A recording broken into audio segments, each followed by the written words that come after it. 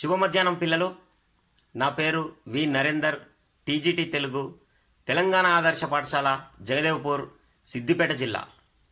ప్రస్తుతం ప్రపంచాన్ని corona virus మహమ్మారిలా వణికిస్తుంది, విజృంభిస్తుంది కూడా. కాబట్టి మనమందరం తప్పకుండా భౌతిక దూరాన్ని పాటిస్తూ మాస్కును తప్పనిసరిగా ధరించవలను. ఇప్పుడు మనం చెప్పుకోబోయే పాఠం 7వ తరగతిలోని ఏ కులం. పిల్లలు అందరూ పాఠ్యపుస్తకం తెరిచి 9వ పాఠం ఏ కులం తీయండి. వెరీ గుడ్, తీశారు అందరూ. కవి పేరు చెరబండరాజు. ఒక్కసారి అందరూ ప్రారంభ చిత్రాన్ని పరిశీలించండి. ఓకే, కింద ప్రశ్నలు ఉన్నాయి, మనం ఇప్పుడు చదువుకుందాం. పై బొమ్మలో ఎవరెవరున్నారు? పై బొమ్మలో మనకు టీచర్, 2 విద్యార్థులు ఉన్నారు. నల్లబల్ల పైనున్న పద్యం ఏ శతకంలోనిది? నల్లబల్లపై ఉన్న పద్యం వేమన శతకంలోనిది. ఆ పద్యం ఏం సందేశాన్ని ఇస్తుంది? అయితే ఒక్కసారి మనం ఆ పద్యాన్ని చదువుదాం. పూజ కన్నా నెంచ బుద్ధి ప్రధానంబు, మాట కన్నా నెంచ మనసు దృఢము, కులము కన్నా మిగుల గుణము ప్రధానంబు, విశ్వదాభిరామ వినురవేమ. ఒక్కసారి మనం ఈ పద్యం యొక్క భావాన్ని చెప్పుకుందాం. పూజ కంటే బుద్ధి గొప్పది, మాట కంటే మనసు గొప్పది, కులము కంటే గుణము గొప్పది. చూసారా పిల్లలు, ఇంత చిన్న పద్యంలో ఎంత భావం ఉన్నదో, ఎంత అర్థం ఉన్నదో. ఓకే, తర్వాత మనము పాఠం యొక్క ఉద్దేశాన్ని తెలుసుకుందాం. సమాజంలో అనేక కులాల వారు, తెగల వారు, వృత్తుల వారు ఉన్నారు. కొందరు స్వార్థపరుల ఆలోచనల వల్ల వారు చీలిపోతున్నారు. వృత్తుల సేవలతోనే సమాజం సమతుల్యతను సాధిస్తుంది.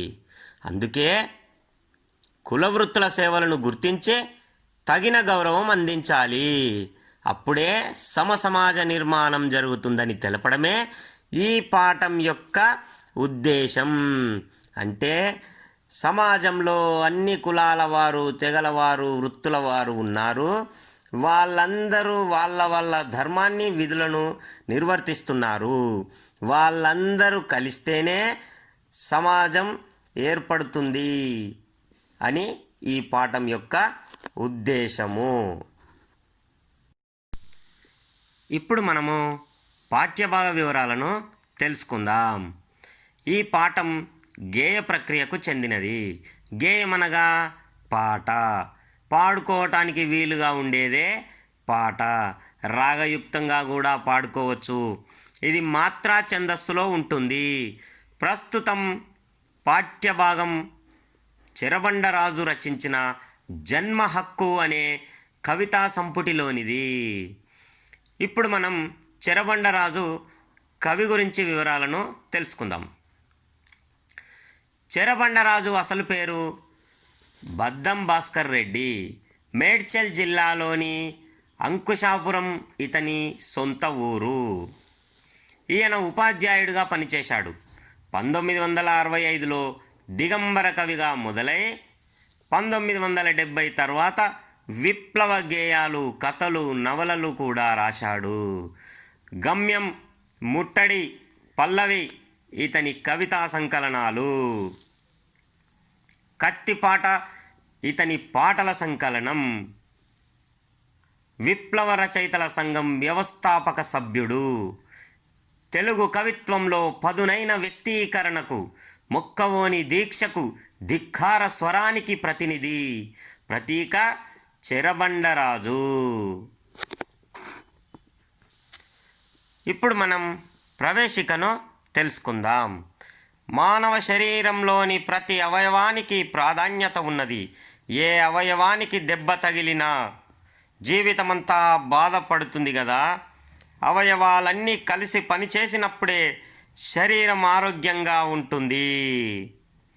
అదేవిధంగా కుటుంబ అభివృద్ధికి, గ్రామాభివృద్ధికి, దేశాభివృద్ధికి అందరూ కలిసిమెలిసి ఉండాలి. ఐకమత్యంతో, సంఘీభావంతో ఎవరి బాధ్యతలను వారు నిర్వర్తించాలి. అందుకే కులాలు వేరైన, వ్యక్తులు వేరైన, మనమంతా ఒకే జాతి, మనమంతా భారతీయులం, ఐకమత్యమే మహాబలం అనే విషయాన్ని ఈ పాఠం చదివి మనము తెలుసుకుందాము. ఇప్పుడు మనం ఏ కులం గేయాన్ని పాడుకుందాం రాగయుక్తంగా. ఏ కులమబ్బే మాదే మతమబ్బే, మట్టి పిసికి ఇటుక చేసి ఇల్లు కట్టి పెట్టినప్పుడు, డొక్కలెండి కుండ్రలేసి ధాన్య రాసులెత్తినప్పుడు, ఏ కులమబ్బే మాదే మతమబ్బే, పొగగొట్టాలై పేగులు కొలిమి సెగలు చిమ్మినప్పుడు, దగ్గులతో క్షీణిస్తూ బొగ్గుట్టలు త్రవ్వినప్పుడు, ఏ కులమబ్బే మాదే మతమబ్బే, మాడు చెక్కలే తింటూ మాగానం దున్నినప్పుడు, ఎండలలో బండలపై విగ్రహాలు చెక్కినప్పుడు, ఏ కులమబ్బే మాదే మతమబ్బే. పూజకు అందిచ్చు పూల బుట్టలల్లి ఇచ్చినప్పుడు, రామకోటి రాసుకునే కాగితాలు చేసినప్పుడు, ఏ కులమబ్బే మాదే మతమబ్బే, పశువు గొంతు కోసి మీకు చెప్పులు కుట్టిచ్చినప్పుడు, కూటికింత కూడు లేక కుండలు చేసిచ్చినప్పుడు, ఏ కులమబ్బే మాదే మతమబ్బే, సన్యాసులై వస్తే క్షవరాలు చేసినప్పుడు, మురికి గుడ్డలు తికి మల్లె పూలు చేసి ఇచ్చినప్పుడు, ఏ కులమబ్బే మాదే మతమబ్బే, చెల్లవు మీ కళ్ళబొల్లి కబుర్లన్నీ చెదలు పట్టే, ఆగదు మీ పాత రోత రథం విరిగిపోయినది, హే ఏ కులమబ్బే మాదే మతమబ్బే, కులాలని కులంలోని శాఖలని వేరు చేస్తే,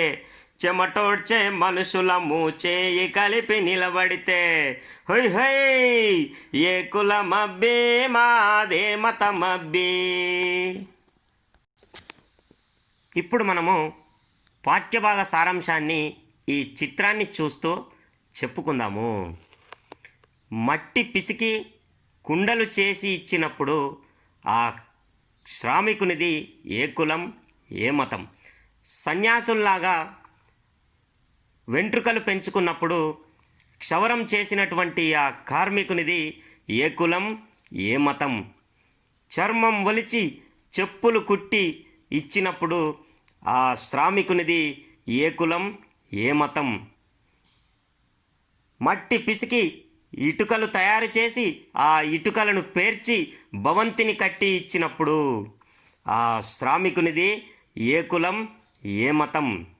కర్మాగారాల్లో, కంపెనీలలో శారీరక శ్రమ చేస్తూ ఆ కంపెనీలకు లాభాలను ఆర్జించి పెడుతున్న ఆ శ్రామికునిది ఏ కులం, ఏ మతం.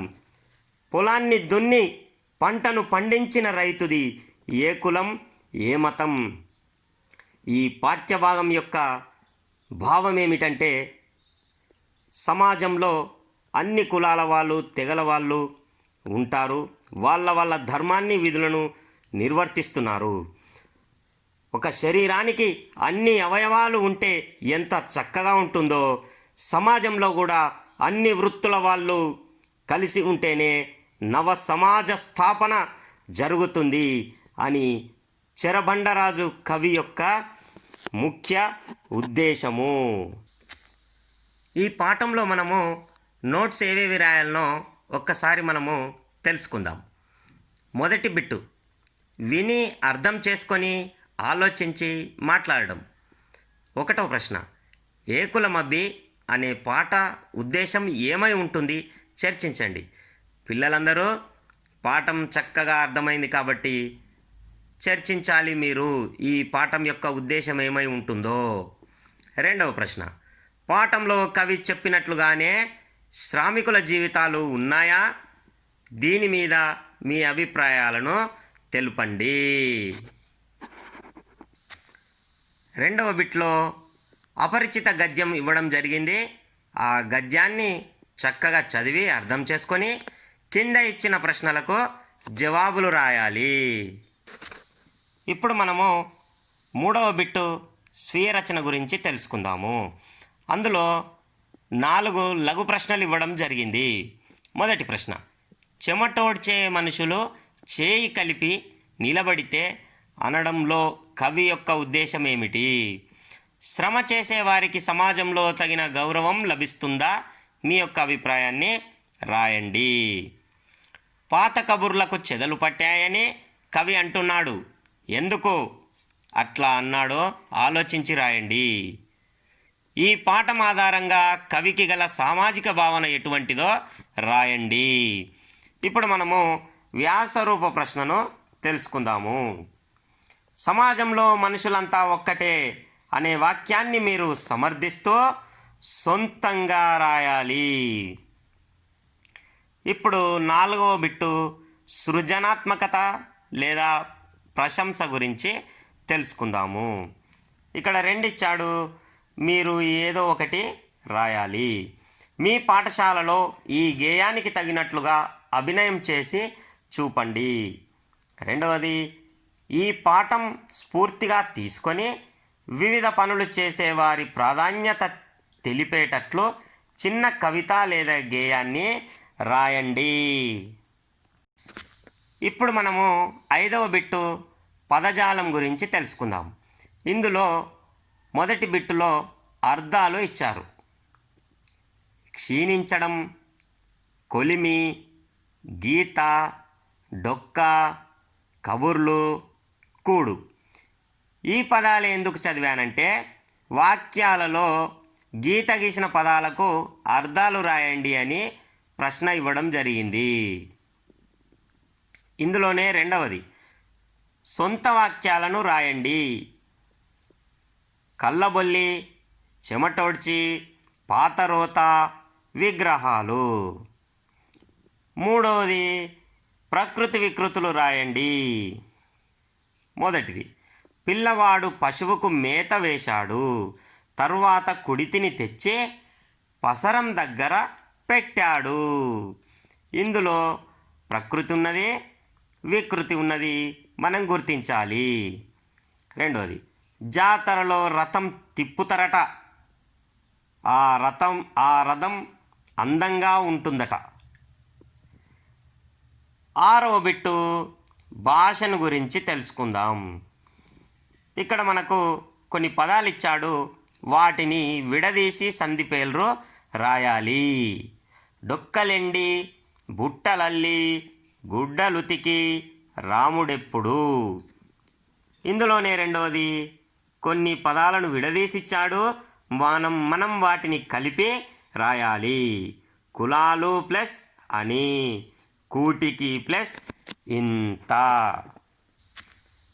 కొండ్రలు ప్లస్ ఏసి, కబుర్లు ప్లస్ అని, అంది ప్లస్ ఇచ్చు. ఇందులోనే 3వ బిట్ ఏంటంటే ఇక్కడ కొన్ని ఖాళీలు ఇవ్వడం జరిగింది. ఆ ఖాళీల్లో సరైన విభక్తి ప్రత్యయాలతో పూరించాలి ఈ ఖాళీలను. చివరగా ప్రాజెక్టు పని. కుల వ్యవస్థను రూపుమాపేందుకు కృషి చేసిన ఒక సంఘ సంస్కర్త గురించి మీ పాఠశాల గ్రంథాలయం నుండి సమాచారం సేకరించండి. వారి గురించి నివేదిక రాయండి, తరగతి గదిలో ప్రదర్శించండి. ఓకేనా పిల్లలు? ఈ పాఠం అందరికీ చక్కగా అర్థమైంది.